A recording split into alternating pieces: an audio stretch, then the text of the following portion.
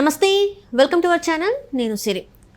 Exit polls results తర్వాత ఆ పార్టీలో భారీగా మార్పులు, బెట్టింగ్లో కూడా చాలా మార్పులు వచ్చాయని చెప్పేసి మనకి వార్తలు వస్తున్నాయి. ఇంతకీ ఏం జరిగింది, ఏంటి అనేది మనకి వివరించడానికి మనతో పాటు ఉన్నారు ప్రముఖ సీనియర్ జర్నలిస్ట్ జగదేవ్ గారు.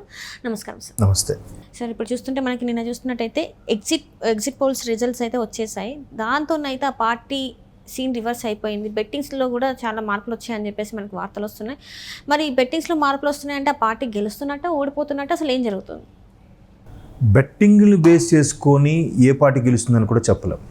ఎందుకంటే బెట్టింగ్ రాయిళ్ళు ఏదైతే ఓడిపోతుందో, ఏదైతే గెలవదో, ఏదైతే ప్రభుత్వాన్ని ఫామ్ చేయలేదో దాన్నే బాగా హైప్ చేస్తారు. ఎందుకు? దాని మీద ఎక్కువ బెట్టింగ్లు కడితే దీని మీద తక్కువ మంది కడతారు కాబట్టి ఎక్కడ రూపాయికి 10 రూపాయలు ఇచ్చినా కూడా ఇక్కడ ఎక్కువ మంది కడితే ఇందులోంచి ఒక పావు వంతు తీసి గెలిచిన వాళ్ళకి ఇచ్చేయవచ్చు. అదే కాన్సెప్ట్. ఒకవేళ గెలిచిన దాని మీద బాగా హైప్ చేశారనుకోండి, గెలిచిన దాని మీద ఒక 100 మంది కడతారు, ఓడిపోయే దాని మీద 10 మందే కడతారు. ఈ 10 మంది కట్టిన దాని వచ్చిన డబ్బులు 100 మందికి సర్దాలంటే వాళ్ళకి వాళ్ళ ఆస్తులు అమ్ముకోవాలి. బెట్టింగ్ వాళ్ళు ఎంత జెన్యూన్గా ఉంటారంటే, బెట్టింగ్ చేసేదే దాన్ని ఏమంటారు, ఇల్లీగల్, కానీ దానికోసం వాళ్ళు జెన్యూన్గానే బిహేవ్ చేస్తారు. ఎవరైనా ఇవ్వకపోతే వాళ్ళ దగ్గర నుంచి వసూలు చేసుకునేలాగా కూడా చూస్తారు. ఇచ్చేటప్పుడు కూడా చాలా జెన్యూన్గా ఇస్తారు.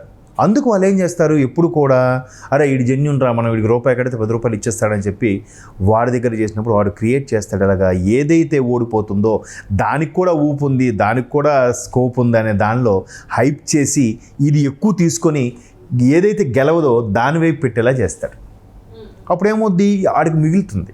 ఆడి మధ్యలో ఉండి నానా సంకలనాకి నానా ఇబ్బందులు పడినందుకు వాళ్ళకి వీళ్ళకి మామూలు ఇస్తూ మేనేజ్ చేస్తూ పబ్బం గడపాలని అంటే ఖచ్చితంగా ఓడిపోయే దాని మీదనే ఎక్కువ బెట్టింగ్ రావాలి. వచ్చినప్పుడు ఏమవుతుంది, దీనిలో ఎంత వస్తే ఈ మాత్రం తీసి గెలిచిన వాళ్ళకి ఇస్తాడు. అదే కాన్సెప్ట్. ఇప్పుడు నిన్న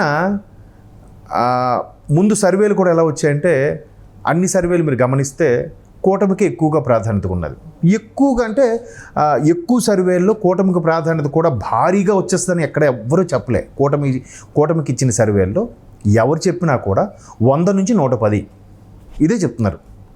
బట్ వైసీపీకి చెప్పిన సర్వేల్లో 130 నుంచి 150 వైసీపీ, కూటమికి 20-30. నెక్స్ట్ కూటమికి ఇచ్చే సర్వేలలో 10కి 7 కూటమికి ఇస్తే 3 వైసీపీకి ఇచ్చినట్టుగా కూటమి వాళ్ళే పబ్లిసిటీ చేశారు. ఇక్కడ వైసీపీ వాళ్ళకి వస్తే 10కి 10 వైసీపీకి ఫేవర్. మరి అది అలా చెట్లా జెన్యూనిటీ అక్కడే తెలిసిపోతుంది కదా. అరే ఒక నియోజకవర్గంలో లేదా ఒక మండలంలో 10 గ్రామాలు ఉన్నాయి. ఈ 10 గ్రామాల్లో 2 కూటమికి ఫేవరు, 8 వైసీపీకి ఫేవరు. పక్క మండలంలో 10కి 10 వైసీపీకి ఫేవరు. ఈ పక్క మండలంలో మొత్తం కూటమికే ఫేవరు. అప్పుడు దేని బేరీ చేసుకుని ఇస్తారమ్మా? ఈ మధ్యలో మండలం ఏదైతే స్టార్టింగ్ చేశారో దాని లెక్కేసి వైసీపీ వచ్చేస్తుందని చెప్పగలుగుతారా? చెప్పలేం కదా. ఈవెన్ టీఆర్పీ రేటింగ్స్ కూడా అంతే. టీఆర్పీ రేటింగ్స్ కూడా ఒక క్యాలిక్యులేషన్ ఉంది. వాళ్ళు ఎవరికీ తెలియకుండా ఒక పర్టికులర్ అపార్ట్మెంట్లో వాళ్ళు ఆ గేటెడ్ కమ్యూనిటీలో ఆ బాక్స్, అక్కడికి వెళ్ళే కేబుల్ కనెక్షన్ వాటికి ఒక బాక్స్, సెటప్ బాక్స్ని దానికి తెలియకుండానే బిల్ చేస్తారు. అది ఎవరికి తెలియదు ఏ రోజు ఎక్కడ ఏం పెడతారని. బట్ ఆ పర్టికులర్ అపార్ట్మెంట్ వాడు వాళ్ళందరూ మూకమ్ముడిగా అనుకొని ఒకే దగ్గర ఫ్లాట్ కొనుక్కున్నారు. జనరల్గా ఒక రిలీజియన్ వాళ్ళు లేదా ఒక కమ్యూనిటీ వాళ్ళు, ఒరే మన ఊరోడు పెట్టాడు, మన కమ్యూనిటీ వాళ్ళందరూ అక్కడ కొనుక్కుందాంరా అన్నాడు. ఆ పర్టికులర్ కమ్యూనిటీ వాడు ఒక వర్గానికి ఒక పార్టీకి చెందినవాడే అనుకుందాం. అప్పుడు ఏం చేస్తారు వాళ్ళు, ఆ పర్టికులర్ వాళ్ళకి ఫేవర్గా ఉన్న ఛానల్నే చూస్తారు. చూస్తే ఏమవుద్ది, అప్పుడు ఆ బాక్స్లో ఆ టీవీ ఛానల్కే రేటింగ్ ఎక్కువ వస్తుంది. అంటే మిగతా ఛానల్ చూడటనట్టే అర్థమా? సో అది సరైన ప్రామాణికమా? కాదు కదా.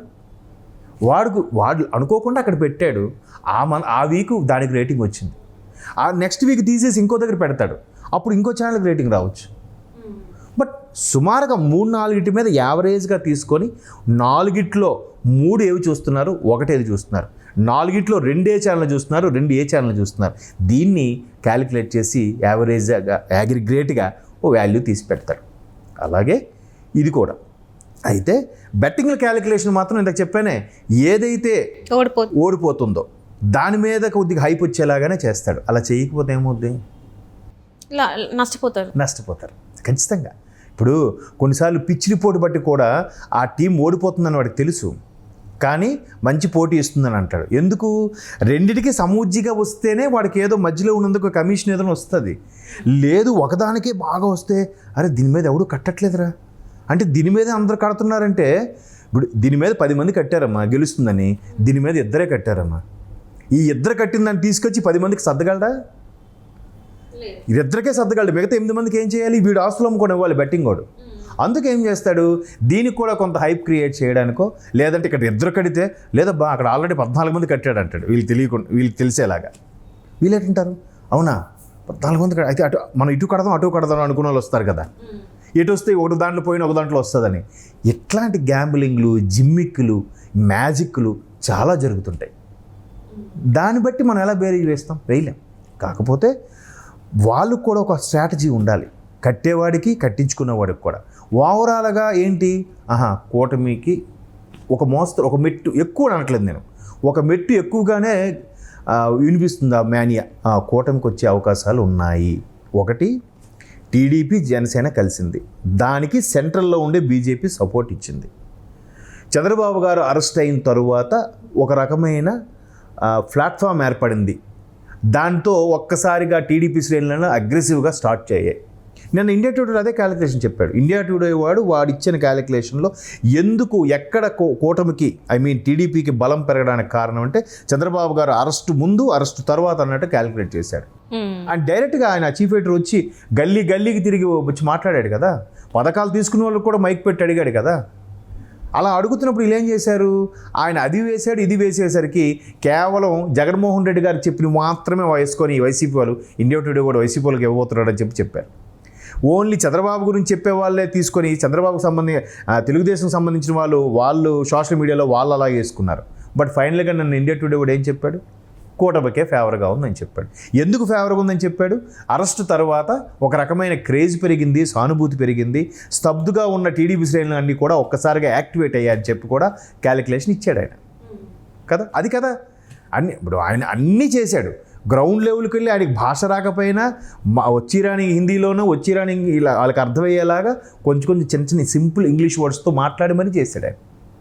సో అట్లాగా బెట్టింగ్ రాయలది ఏంటంటే ఇప్పుడు ఏమవుతుంది, ఇంకా 2 రోజులు ఉంది అంటే ఇంక ఎల్లుండి మధ్యాహ్నం వరకు తెలియదు మనకి ఏం వస్తుందని. అరే ఈలో ఏం చేస్తాడు, కొంతమంది అన్న నా అమౌంట్ నాకు తిరిగి ఇచ్చి అన్న, లేదంటే నాకు సగమైన ఇచ్చి అన్న, నేను దీని మీద కట్టాను దీని మీద కడతాను అంటాడు కదా. మరి అలాంటప్పుడు ఇది లాస్ కదా, అవునా కదా? లాస్ అయినప్పుడు ఏం చేయాలి?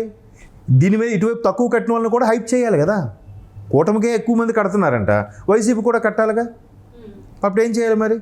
హైప్ పెంచాలి. ఇప్పుడు వీళ్ళకి మాట్లాడాలంటే వీడు కూడా రేపు ఇంతకుముందు చేసిన సర్వే వాళ్ళతో కూడా మేబీ డీల్ కుదుర్చుకొని ఉంటాడు.